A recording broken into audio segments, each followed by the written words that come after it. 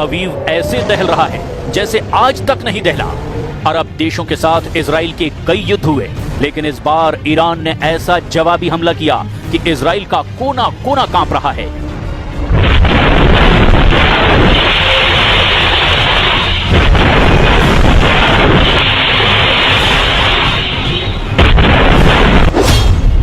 पहले 13 जून को इजराइल ने ईरान पर अटैक किया। 20 मिलिट्री कमांडर और टॉप साइंटिस्ट इसमें मारे।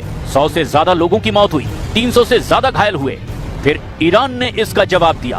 तेल अवीव में 1-2 नहीं, 10-20 नहीं, 100 से ज्यादा मिसाइल दाग दी और ये हमला कई स्टेज में किया गया। 13 जून की रात तेल अवीव का आसमान थर्रा रहा था, जमीन फटने को तैयार थी। 13 जून को इजराइल के अंदर बहुत ज्यादा खौफ था, खौफ ऐसा जिसका एहसास ये वीडियो करा रहा है। तेल अवीव में 13 जून की रात ईरान ने सैकड़ों मिसाइलों से हमला किया और आगे भी ऐसे ही अटैक जारी रखने का दावा किया है। ईरान ने कहां-कहां टारगेट किया, इजराइल को कहां-कहां हिट किया, उसकी लिस्ट देखकर बेन्यामिन नेतन्याहू और उनके कमांडरों के होश उड़े हुए हैं। ईरान का सबसे बड़ा टारगेट बना इजराइल का रक्षा मंत्रालय, जो तेल अवीव में बीचों बीच आबादी वाले इलाके में है। यहीं पर ईरान के खिलाफ ऑपरेशन राइजिंग लॉयन का प्लान तैयार हुआ था और फिर नेतन्याहू ने उस पर मुहर लगाई। आप देखिए कैसे ईरान की ये मिसाइल इजराइल के रक्षा मंत्रालय पर टूट पड़ी है।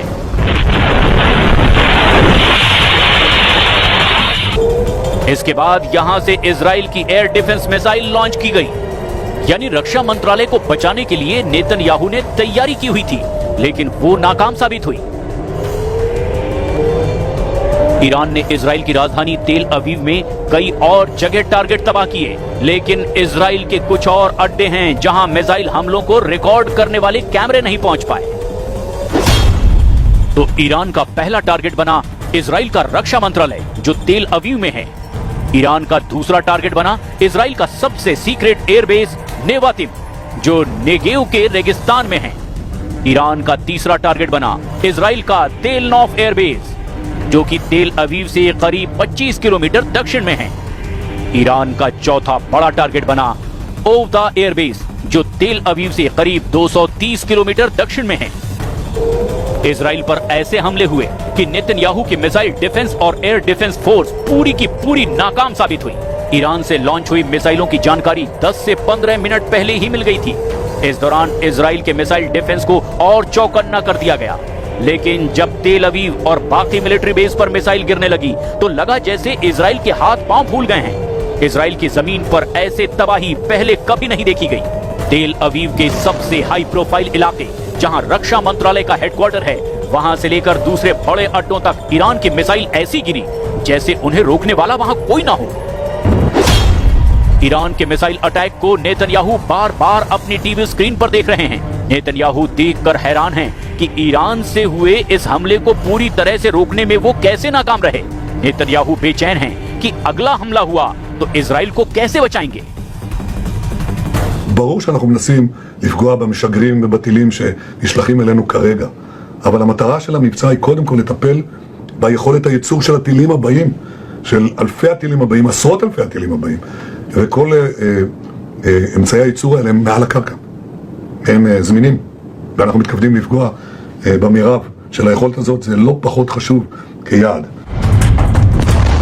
नेतन्याहू ईरान की मिसाइल टेक्नोलॉजी को लेकर के इसीलिए तनाव में होंगे क्योंकि ईरान की तरफ से जो भी मिसाइल फायर की गई उसे रोकने में अमेरिका से मिला थार्ड सिस्टम भी फेल हो गया।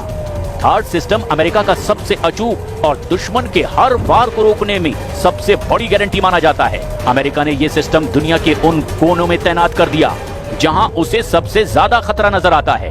लेकिन जब ईरान से मिसाइल दागी गई तब third missile defence system fail हो गया। थर्ड इजराइल को नहीं बचा पाया, जबकि ऐसे दो सिस्टम इजराइल के पास हैं। इजराइल का अपना एरो मिसाइल डिफेंस सिस्टम भी फेल हो गया।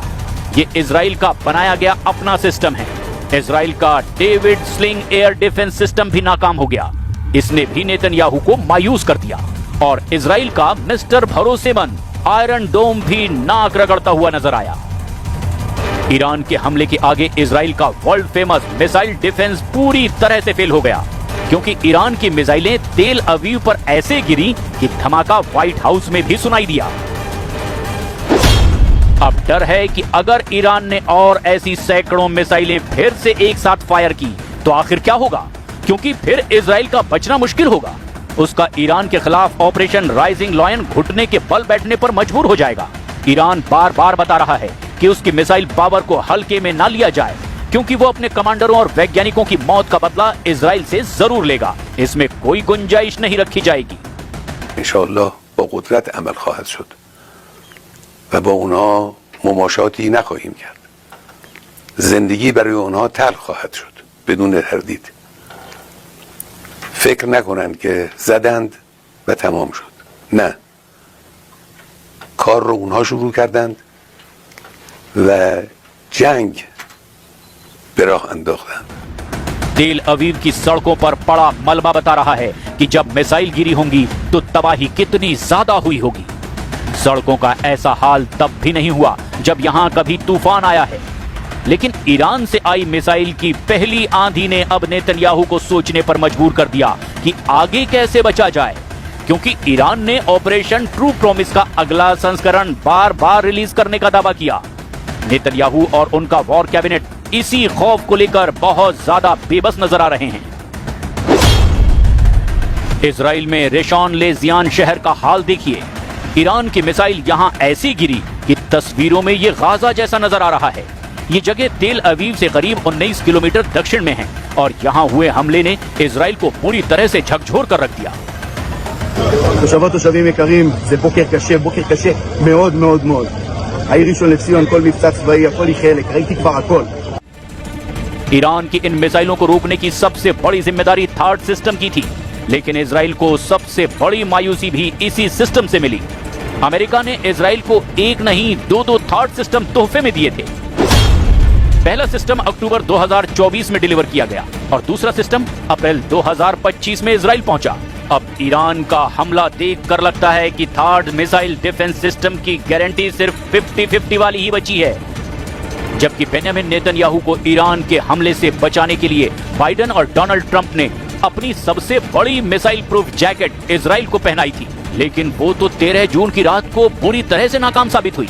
आखिर इस मिसाइल प्रूफ जैकेट में खास क्या था जो पूरी तरह से एक्सपोज हो गया, क्योंकि दुनिया तो सबसे बेहतरीन मिसाइल रक्षा प्रणाली मानी जाती है। दावा है कि थार्ड 200 किलोमीटर की दूरी तक दुश्मन की किसी भी मिसाइल को मार सकता है। ये 150 किलोमीटर की ऊंचाई तक किसी भी मिसाइल को इंटरसेप्ट कर सकता है। अमेरिका के पास थार्ड की 7 बैटरियां हैं। एक बैटरी में 6 ट्रक माउंटेड लॉन्चर होते हैं। दुश्मन की मिसाइल को रोकने के लिए थर्ड सिस्टम के एक लॉन्चर से एक बार में 8 मिसाइल दागी जा सकती हैं। यानी पूरी बैटरी में कुल 48 इंटरसेप्टर मिसाइल होती हैं। इसे ऑपरेट करने के लिए 95 सैनिकों की जरूरत होती है। लेकिन ये काफी साबित नहीं हुए, क्योंकि ईरान तो एक बार में सैकड़ों मिसाइल फायर करके थर्ड और बाकी इजरायली मिसाइल डिफेंस सिस्टम की पूरी तरह से पोल खोल कर रख चुके हैं। मैसेज बिल्कुल साफ है कि ईरान का ऑपरेशन ट्रू प्रॉमिस 3 अब अंजाम तक पहुंचेगा। खामनेई ने बहुत साफ शब्दों में कहा कि अपने कमांडरों और वैज्ञानिकों की हत्या का बदला लगातार लिया जाएगा। खामनेई की लिस्ट में इजराइल के कई टारगेट हैं। पहला टारगेट तेल अवीव यानी इजराइल की राजधानी, जिस पर हमले हो सकते हैं। दूसरा टारगेट इजराइल के परमाणु ठिकाने हैं। नेगेव में डिमोना रिएक्टर पर ईरान की नजर है। तीसरे टारगेट पर इजराइल के सबसे खतरनाक मिलिट्री बेस हैं, जिस पर पहली रात ही कई अटैक हुए हैं। ईरान के टारगेट पर अब भी इजराइल के कम से कम 25 ठिकाने हैं। इनमें परमाणु अड्डे भी हैं। इनमें मिलिट्री